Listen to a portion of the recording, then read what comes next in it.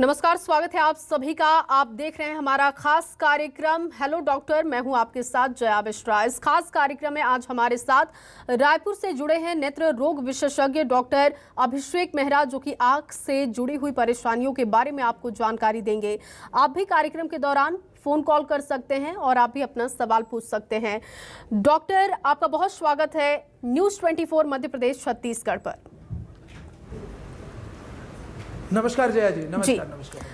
अभिषेक जी, सबसे पहले आपसे मेरा सवाल होगा कोविड से जुड़ी जो प्रॉब्लम आंखों में आ रही है उसको लेकर, क्योंकि इस वक्त हालांकि कोरोना की रफ्तार भले ही कम है लेकिन दिक्कतें लोगों को बहुत ज़्यादा हो रही है। एक लक्षण लोगों के अंदर ये भी देखने को मिलता है कि लोगों की आंखें लाल हो जाती हैं कोविड के दौरान।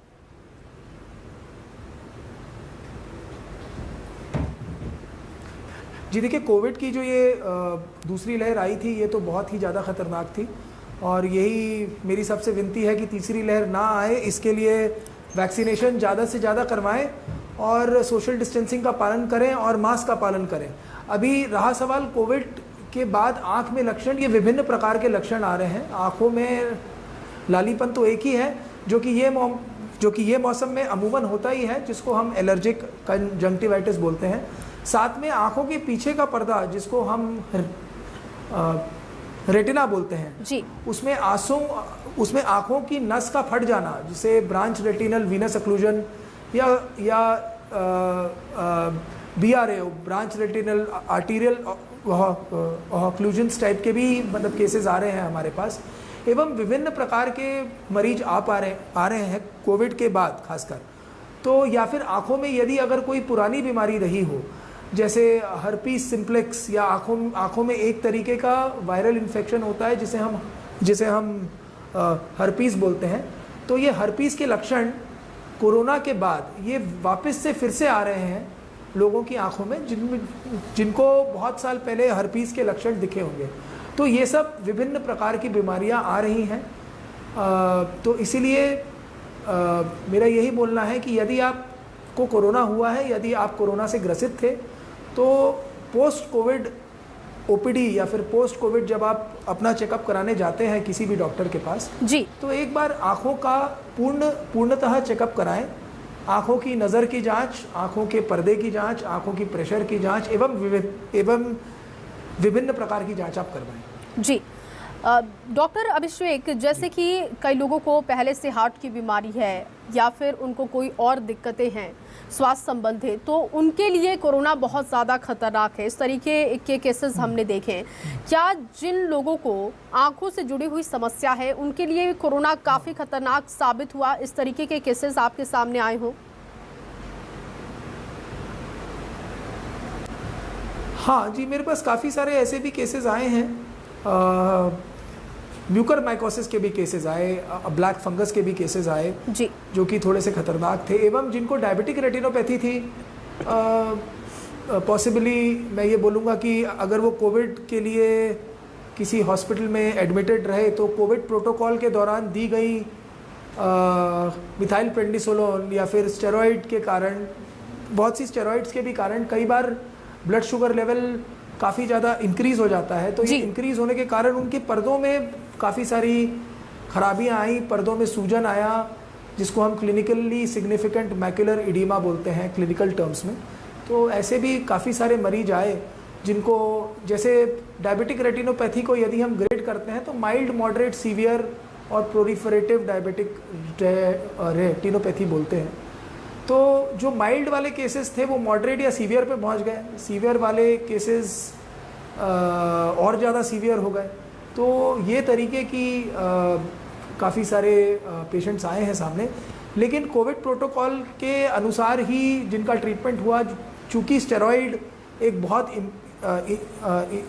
इम्पॉर्टेंट एवं कारगर दवा है जी, जो कि कोरोना के एडमिटेड मरीजों को दी गई, तो ये तो देना ही पड़ता जी।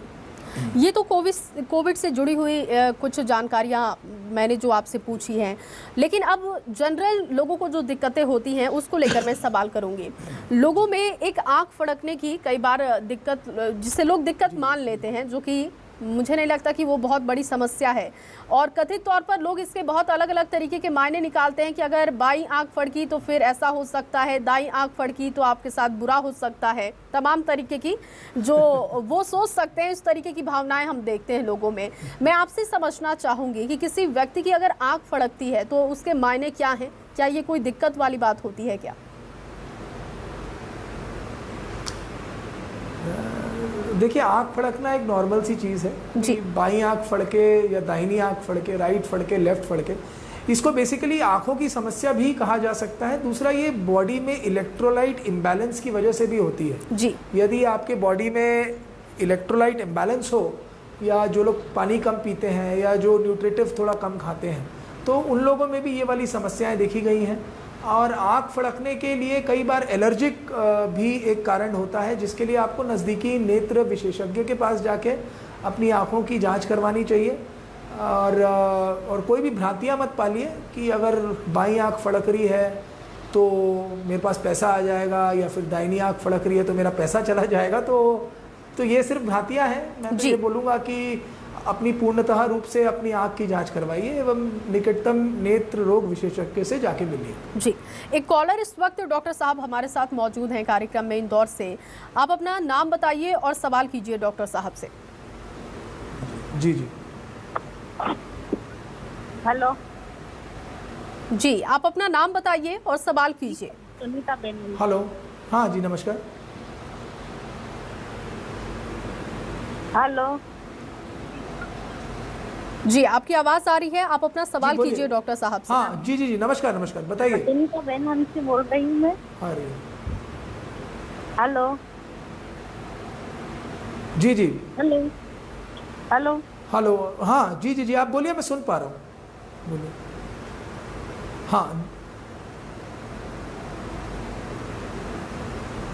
जी, आप बोलिए, मेरे को आवाज़ आ रही है। चलिए डॉक्टर साहब, कॉल कट गई है, अभी आवाज़ की शायद दिक्कत हो रही है। अब मेरा सवाल है कि हाइजीन को लेकर हम लोग अलग अलग तरीके से अपने बॉडी पार्ट्स का ख्याल रखते हैं, लेकिन जब आँखों की बात आती है तो हम आँखों को सिर्फ साफ पानी से धो लेते हैं। हमें हाइजीन के बारे में इतना ही मालूम है। अगर मैं डॉक्टरी पहलू से इसे समझना चाहूँ कि अगर आँखों की हाइजीन की बात आती है तो फिर हमें किस तरीके से एहतियात बरतने की ज़रूरत है और क्या क्या करना चाहिए?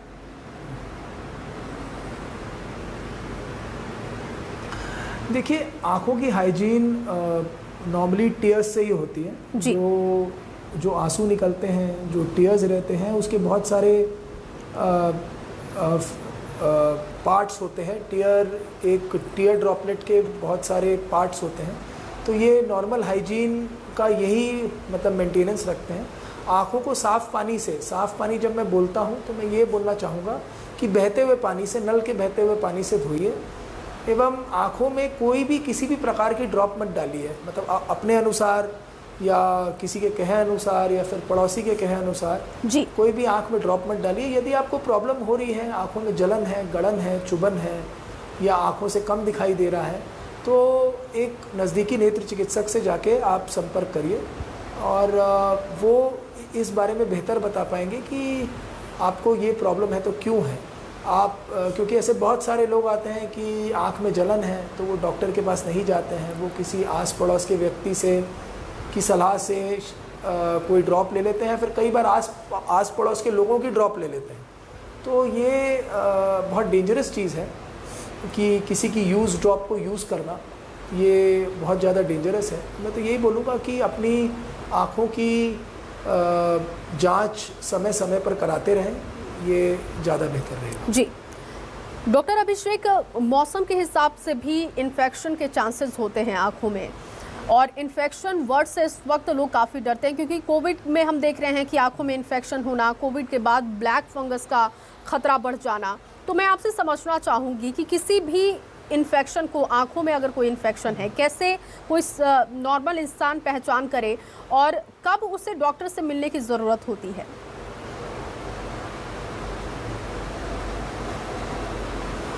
देखिए, आँखों में जो पहला इन्फेक्शन का जी, इन्फेक्शन 3 प्रकार का होता है, 4 प्रकार का होता है। मतलब वैसे तो बैक्टीरियल है, फंगल है, वायरल है, पैरासाइट जिसका एक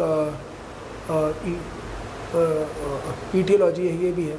तो सबसे पहला लक्षण ये होता है कि कई बार लोगों को कम दिखने लग जाता है। तो यदि आपको कम दिखने लग रहा है, आँखों में लालीपन आ रही है, आँखों से बहुत ज़्यादा पानी आ रहा है, आँखों में जलन हो रही है, आँखों से कीचड़ आ रही है,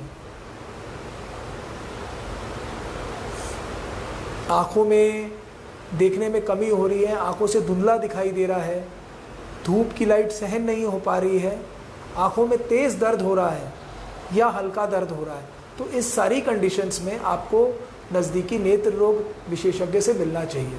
दूसरी बात होती है जिसको हम डिमिनिशन ऑफ विजन बोलते हैं जी, मतलब किसी भी मरीज का आँखों से दिखना कम हो जाना।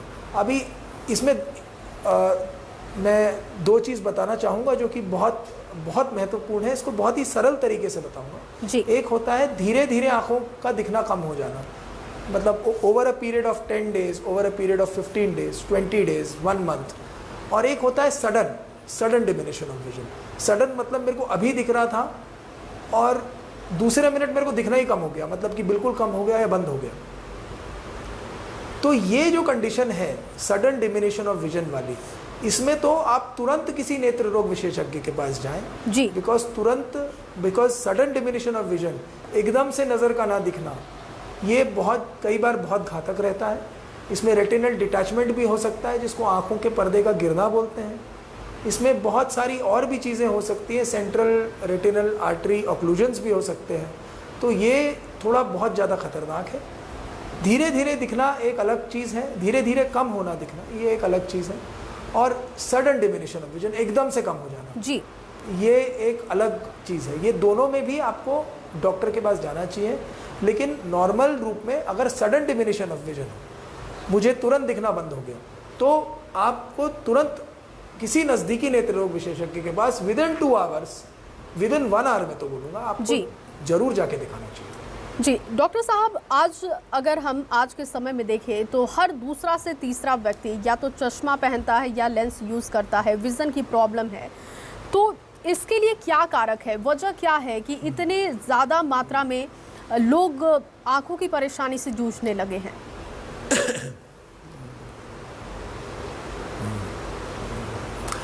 जी हमने भी ये चीज़ देखी है कि पिछले 5-10 सालों में बच्चों में चश्मा लगना ये बहुत कॉमन हो गया है जी। अमूमन 40 इयर्स के बाद, जिसको हम प्रेस बायोपिया बोलते हैं, 40 इयर्स के बाद या 40 इयर्स से 1-2 साल पहले 38, 39, 40 लोगों को पास के नंबर का चश्मा लगता है, जिसको प्रेस बायोपिया बोलते हैं। वो तो बहुत ही कॉमन चीज़ है, वो तो लगना ही है। बच्चों का जो चश्मा लगना है, ये इस पे स्टडी की गई है। ये हमने भी रायपुर में भी स्टडी करी थी, बॉम्बे में भी हुई है, दिल्ली में भी हुई है, बहुत सारे शहरों में हुई है। तो इसमें कई कारण सामने आए कि आजकल बच्चों की जो परवरिश हो रही है वो उस ढंग से नहीं हो पा रही है। लोग बाहर का खाना खाते हैं, जंक फूड्स हो गया है, एवं जो ग्रीन लीफी वेजिटेबल्स का जो इंटेक है वो थोड़ा कम हो गया है, ग्रीन लीफी वेजिटेबल्स का इंटेक। और एक जो बहुत महत्वपूर्ण चीज़ सामने आई है वो है आउटडोर गेम्स। बच्चे आउटडोर गेम्स आजकल नहीं खेलते हैं। अभी कोविड का समय तो छोड़ दीजिए, ये तो पिछले 1.5-2 साल से है। और लेकिन इससे पहले भी यदि आप देखेंगे 2018, 2017, 2016, 15 इसमें बच्चे आउटडोर गेम्स में आप अगर ध्यान देंगे तो आउटडोर गेम्स में बच्चे बहुत ज़्यादा पार्टिसिपेशन नहीं रहता है, जैसे फुटबॉल, क्रिकेट, वॉलीबॉल या एक रेगुलर रूटीन। तो ये सब बच्चों में नहीं है आजकल, वो इंडोर गेम्स पे ज़्यादा ध्यान देते हैं। तो कहीं ना कहीं इसका बहुत इफ़ेक्ट पड़ता है।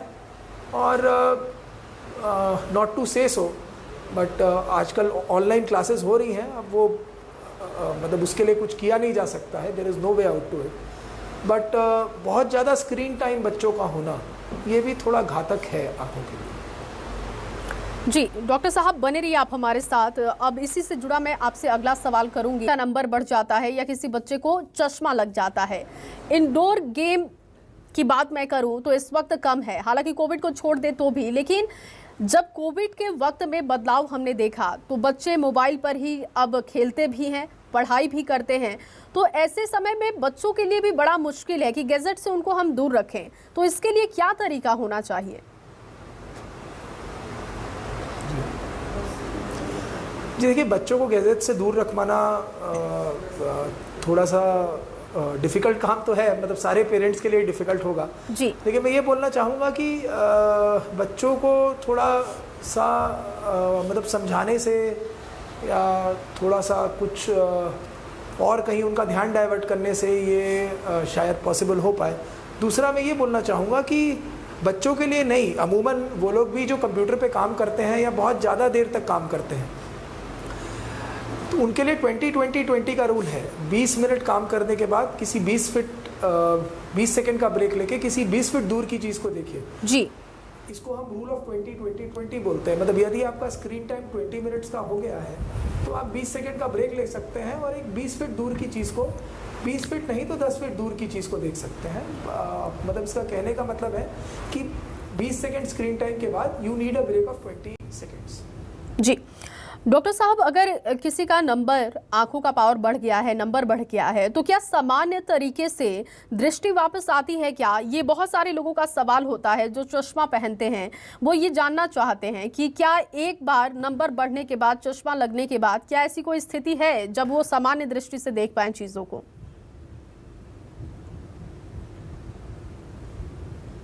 देखिए, ऐसी कोई स्थिति होती नहीं है वैसे जी। आपको फ्रैंकली बताऊं तो ऐसा कभी होता नहीं है कि दैट यदि आपका नंबर का चश्मा लग गया हो तो आपको फिर नंबर का चश्मा नहीं हटता है।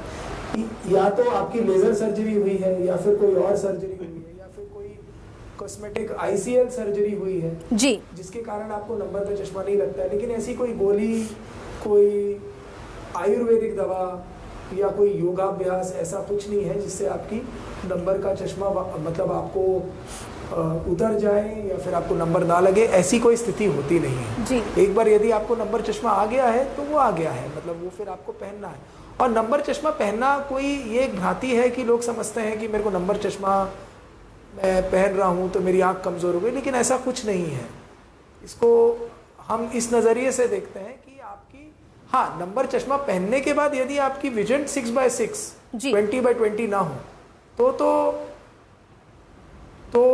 थोड़ी सी दिक्कत हो सकती है। लेकिन नंबर चश्मे के साथ यदि आपकी विजन 6/6 है तो फिर कोई प्रॉब्लम नहीं है उसमें। जी डॉक्टर साहब, बहुत सारे लोग, क्योंकि वही उसी बात का मैं जिक्र करूंगी कि चश्मा पहनने से बचने की कोशिश करते हैं, खासतौर पर लड़कियां लेंसेज प्रेफर करती हैं लड़कियां।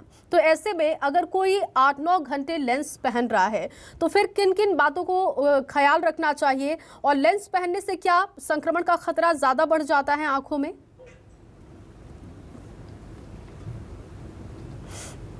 देखिए, लेंस पहनने से एक एक्यांथमीबा करके फंगल इन्फेक्शन होता है जिसका संक्रमण बढ़ने का मतलब खतरा रहता है। लेकिन यदि आप लेंस को प्रॉपरली क्लीन करें, अपने नेल्स को कट करें, क्योंकि अमूमन आप इंडेक्स फिंगर से ही पहनते हैं अपने लेंसेज, और डेली डिस्पोजेबल लेंसेज का यूज़ करें, क्योंकि आजकल बहुत सारे तरीके के लेंसेज हैं, जैसे डेली डिस्पोजेबल हो गया, सिंगल मंथली डिस्पोजेबल हो गया, 3 मंथली, 6 मंथली, ईयरली।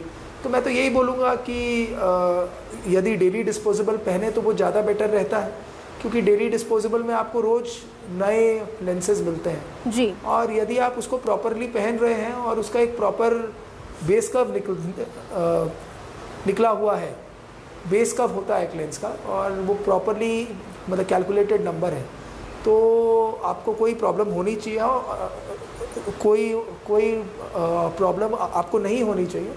और आप उसको एक्सटेंडेड वेयर कर सकते हैं फ्रॉम 8 to 9 आवर्स के बीच में, लेकिन 9 घंटे के बाद नॉर्मली लेंस ना ही पहने तो ज़्यादा बेहतर है। और जब भी लेंस पहन रहे हैं तो हाथ साफ करके, हाथ क्लीन करके लेंसेज को पहनिए, एवं निकालते वक्त भी, डिस्पोज ऑफ करते भी अपने हाथों को साफ़ पानी से धोइए, साबुन से धोइए, उसके बाद ही आप लेंस को डिस्पोज ऑफ करिए। जी। एक कॉलर इस वक्त हमारे साथ कार्यक्रम में जुड़ चुके हैं, के अग्रवाल। आप अपना सवाल कीजिए डॉक्टर साहब से। जी जी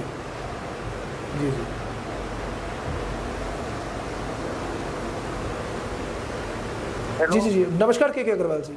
हेलो हेलो, हाँ जी जी जी नमस्कार जी, नमस्कार, बताइए।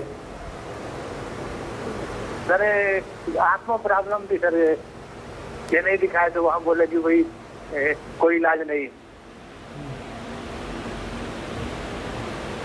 Generic problem. जी क्या प्रॉब्लम थी?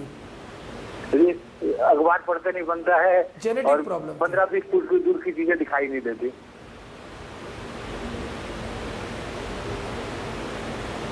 जी आपको रात को भी कम दिखाई देता है क्या? नहीं, रात को पूरा दिखाई देता।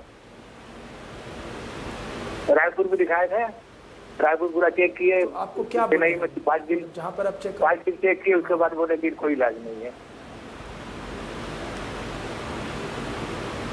Genetic problem. जी देखिए, यदि जेनेटिक कंडीशन है तो हाँ जी, अगर जेनेटिक प्रॉब्लम है तो जेनेटिक प्रॉब्लम्स बहुत तरीके की होती है। यदि आँख की नस सूख रही हो, क्योंकि जैसा आप बता रहे हैं कि आपको 10 से 15 फीट की चीज़ें नहीं दिखाई पड़ती हैं, लेकिन उसका डायग्नोसिस क्या है अब ये मुझे आपके पेपर्स देखने के बाद ही समझ में आएगा। लेकिन यदि जेनेटिक प्रॉब्लम है तो अमूमन जेनेटिक प्रॉब्लम का बहुत ज़्यादा कुछ ट्रीटमेंट होता नहीं है। डॉक्टर साहब इसलिए बहुत मैं शुक्रिया यही आपका, बोलूँगा कि यदि आप हमारे कार्यक्रम में जुड़े, आपने इतनी ज़रूरी जानकारी हम सबसे साझा की है। उम्मीद करती हूँ कि आज हमारे दर्शकों को बहुत सारी जानकारियाँ आंखों से जुड़ी हुई आपके ज़रिए मिल पाई होगी। बहुत शुक्रिया आपका अपना समय देने के लिए। तो फिलहाल इस खास कार्यक्रम में बस इतना ही। आप बने रहिए न्यूज़ 24 मध्य प्रदेश छत्तीसगढ़ के साथ।